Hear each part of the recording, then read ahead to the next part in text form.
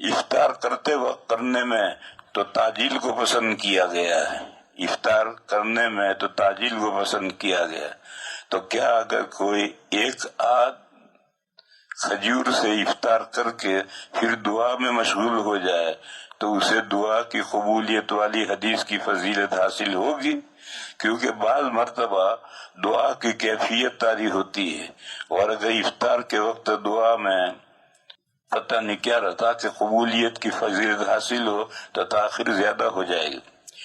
دیکھو میرے بھائیو، افطار کے وقت کا مطلب ہے افطار سے پہلے۔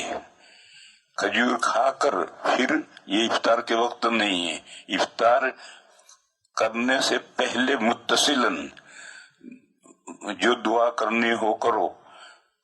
پھر میں نے پہلے بھی یہ مسئلہ بتایا تھا کہ 10-15 منٹ پہلے خوب گڑ گڑا کے دعا کرتے ہیں، پھر اس کے بعد دعا ختم کر کے بیٹھے بیٹھے گپ کرتے ہیں، پھر اذان ہوتی ہے تو کھجور کھانا شروع کر دیتے ہیں۔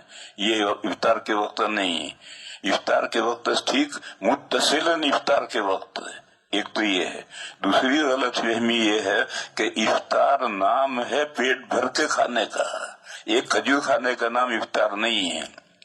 اور یہ جو حدیث ہے من فطر صائما فلہ اجر مثلہ، جس نے کسی روزے دار کو افطار کروایا تو اس کو اتنا ہی ثواب ملے گا جتنا روزے دار کو ثواب ملے گا۔ اس حدیث میں جو ہے کہ من فطر صائما، جس نے کسی روزے دار کو افطار کروایا یعنی پیٹ بھر کر کھانا کھلایا تب اس کو ثواب ملے گا۔ اس حدیث کے بارے میں غلط فہمی ہے میری کھجور سے افطار کرو تاکہ ثواب تیرا بسارا مجھے مل جائے۔ ایک کھجور کھلانے کا نام افطار نہیں ہے، افطار نام ہے پیٹ بھر کے کھانا کھلانا ہے۔ اور میں نے یہ بھی بتایا تھا کہ اسلام میں سحری کا کوئی تصور نہیں ہے، سحری میں تو برائے نام کچھ کھا لو، اصل پیٹ بھر کے کھانا کھانا افطار کے وقت۔ تو افطار کے وقت پیٹ بھر کے کھانا، اس سے متصلاً پہلے دعا کر لو اور دعا کے بعد ساتھ کھانا شروع کر دو، پیٹ بھر کر کے کھانا کھاؤ۔ اس کا نام ہے پھر افطار، صرف ایک کھجور کھانے کا نام افطار